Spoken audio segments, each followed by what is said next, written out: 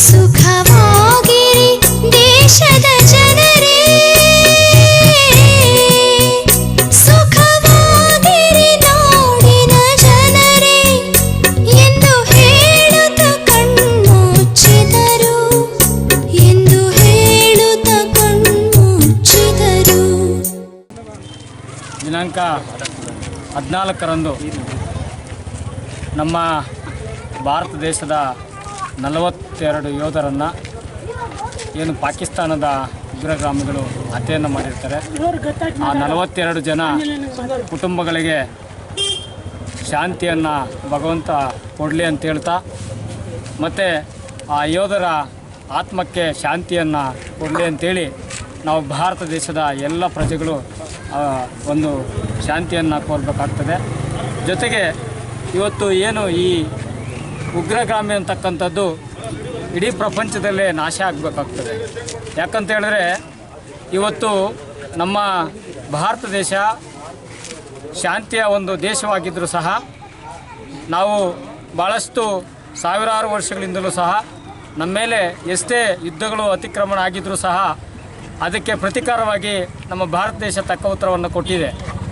ಈಗ ಇಡೀ ಭಾರತ ದೇಶದಲ್ಲಿರ್ತಕ್ಕಂಥ ಎಲ್ಲ ರಾಜಕೀಯ ಪಕ್ಷಗಳು ಆ ಒಂದು ಪಕ್ಷಾತೀತವನ್ನು ಮರೆತು ಇವತ್ತು ದೇಶದ ಗಡಿ ಕಾಯ್ತಕ್ಕಂಥ ಯೋಧರ ಕ್ಷೇಮದ ಕಡೆ ನಾವೆಲ್ಲ ಗಮನ ಹರಿಸಬೇಕಾಗ್ತದೆ ಮತ್ತು ಭಯೋತ್ಪಾದಕವನ್ನು ತಡೆಗಟ್ಟುವಂಥ ನಿಟ್ಟಿನಲ್ಲಿ ಒಂದು ಸೂಕ್ತ ಕಾನೂನನ್ನು ಮಾರ್ಪಾಡು ಮಾಡಬೇಕಾಗ್ತದೆ. ಯಾಕಂತೇಳಿದ್ರೆ ಈ ಭಯೋತ್ಪಾದನೆ ನಿಲ್ಲದೇ ಇದ್ದರೆ ನಾವ್ಯಾರೂ ಸಹ ಶಾಂತಿ ರೀತಿಯಲ್ಲಿ ವಾಸ ಮಾಡಲಿಕ್ಕಾಗಲ್ಲ. ಜೊತೆಗೆ ಇವತ್ತು ಎಲ್ಲರೂ ಸಹ ನಾವೆಲ್ಲ ಕಣ್ತುಂಬ ನಿದ್ದೆ ಮಾಡ್ತಾ ಇದ್ದೀವಿ ಅಂತ ಹೇಳಿದ್ರೆ ಈ ಗಡಿ ಭಾಗದಲ್ಲಿ ನಮ್ಮನ್ನು ಕಾಯ್ತಕ್ಕಂಥ ಯೋಧರು, ಇವತ್ತು ಅಂಥ ಯೋಧರಿಗೆ ಅಲ್ಲಿ ರಕ್ಷಣೆ ಇಲ್ಲ, ನಿರಂತರವಾಗಿ ದಬ್ಬಾಳಿಕೆ ಆಗ್ತದೆ. ಅವ್ರನ್ನ ಕುತಂತ್ರದಿಂದ ಅವರಿಗೆ ಸಾವನ್ನು ಸಾಯಿಸ್ತಾ ಇದ್ದಾರೆ ಅಂತ ಹೇಳಿದ್ರೆ ಅಂಥ ಉಗ್ರಗಾಮಿಗಳ ವಿರುದ್ಧವಾಗಿ ನಾವೆಲ್ಲರೂ ಸಹ ಪ್ರತಿಯೊಬ್ಬರು ಯೋಧರಾಗಬೇಕಾಗ್ತದೆ. ಇವತ್ತು ದೇಶ ಕಾಯುವಂಥ ಯೋಧನಿಗೆ ಎಲ್ಲ ರೀತಿಯ ರಕ್ಷಣೆಯನ್ನು ಸರ್ಕಾರಗಳು ಕೊಡಬೇಕಾಗ್ತದೆ. ಮತ್ತು ಏನು ಹುತಾತ್ಮರಾಗಿರ್ತಕ್ಕಂಥ ಕುಟುಂಬಗಳಿಗೆ ಸರ್ಕಾರ ಒಂದು ಉತ್ತಮವಾದ ಒಂದು ಪ್ರೋತ್ಸಾಹವನ್ನು ನೀಡಬೇಕಾಗ್ತದೆ. ಇವತ್ತು ಏನು 42 ಜನ ಕುಟುಂಬಗಳು ಏನು ಯೋಧರು ಬಲಿದಾನ ಆಗಿದೆ, ಅವರಿಗೆ ಶಾಂತಿಯನ್ನು ಭಗವಂತ ನೀಡಲಿ ಅಂತ ಹೇಳ್ತಾ, ಮತ್ತು ಇಂದಿನ ಯುವಜನರು ಕೇವಲ ಫೇಸ್ಬುಕ್ಕು ವಾಟ್ಸಪ್ಗಳಲ್ಲಿ ಕಾಮೆಂಟ್ಸ್ ಮಾಡೋದಲ್ಲ, ಮತ್ತು ಈ ದೇಶದ ಆಗುಹೋಗುಗಳಲ್ಲಿ ಪ್ರತಿಯೊಬ್ಬ ಯುವಜನರ ಪಾತ್ರ ಇರ್ತದೆ. ಮತ್ತು ಅಲ್ಲೆಲ್ಲೋ ಗಡಿನಲ್ಲಿ ಏನೋ ಹೆಚ್ಚು ಕಮ್ಮಿ ಆಯಿತು ಅಂತ ಹೇಳಿದ್ರೆ ಅವ್ರದ್ದೆಲ್ಲ ನಮ್ಮೆಲ್ಲರೂ ಪಾತ್ರ ಇರ್ತದೆ. ಮತ್ತು ದೇಶ ಅಂತಂದಾಗ ನಾವೆಲ್ಲರೂ ಒಂದಾಗಬೇಕಾಗ್ತದೆ. ಈ ದೇಶ ಇಲ್ಲ ಅಂತ ಹೇಳಿದ್ರೆ ನಾವು ಯಾರೂ ಇರೋದಿಲ್ಲ. ಹಾಗಾಗಿ ಈ ಭಾರತ ದೇಶದಲ್ಲಿ ಇವತ್ತು ಭಯೋತ್ಪಾದಕರು ಉಗ್ರಗಾಮಿಗಳ ಚಟುವಟಿಕೆಯನ್ನು ಹತ್ತಿಕ್ಕಬೇಕಂತ ಹೇಳಿದ್ರೆ ನಾವೆಲ್ಲರೂ ಒಂದಾಗಬೇಕಾಗ್ತದೆ. ಮತ್ತು ಇಂಥ ಸಂದರ್ಭಗಳಲ್ಲಿ ಇಡೀ ಭಾರತ ದೇಶದ ಎಲ್ಲ ಸಮುದಾಯ ಎಲ್ಲ ಇವರು ಒಗ್ಗಟ್ಟಾಗಬೇಕಾಗ್ತದೆ. ಮತ್ತು ಏನು ನಮ್ಮನ್ನು ಆಳ್ತಕ್ಕಂಥ ಸರ್ಕಾರಗಳು ಇದರ ಉಗ್ರಗಾಮಿಯನ್ನು ಇಡೀ ನಮ್ಮ ಪ್ರಪಂಚದಲ್ಲೇ ಈ ಉಗ್ರಗಾಮಿ ಅಂತಕ್ಕಂಥದ್ದನ್ನ ಒಂದನ್ನು ಮಟ್ಟ ಹಾಕಬೇಕಾಗ್ತದೆ. ಅದಕ್ಕೆ ಯಾವುದೇ ರೀತಿಯ ಒಂದು ಏನು ನಿಯಮಗಳು ಇರಬಾರ್ದು.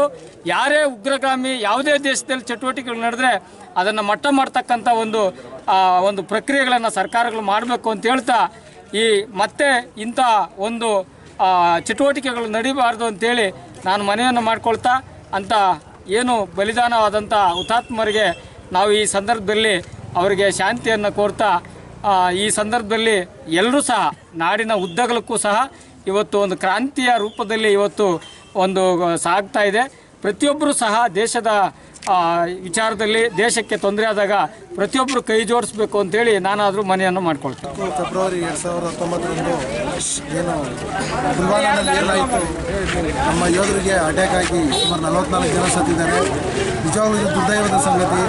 ನಮ್ಮ ದೇಶ ಗಡಿನಲ್ಲಿ ಏನು ದೇಶವನ್ನು ಕಾಯ್ತಾ ಇರೋ ನಮ್ಮ ಸೈನಿಕರು, ದೇಶದಲ್ಲಿ ಗಡಿಯನ್ನು ಕಾಯ್ತಕ್ಕಂಥ ನಮ್ಮ ಸೈನಿಕರಿಗೆ ಈ ರೀತಿ ಅಂತಂಥ ಒಂದು ನರಿ ಬುದ್ಧಿನ ತೋರಿಸಿ ಪಾಕಿಸ್ತಾನದವರು ಇಂದಿನಿಂದ ನಮ್ಮ 44 ಜನ ಸೈನಿಕರನ್ನ ಹತ್ಯೆ ಮಾಡಿದ್ದಾರೆ.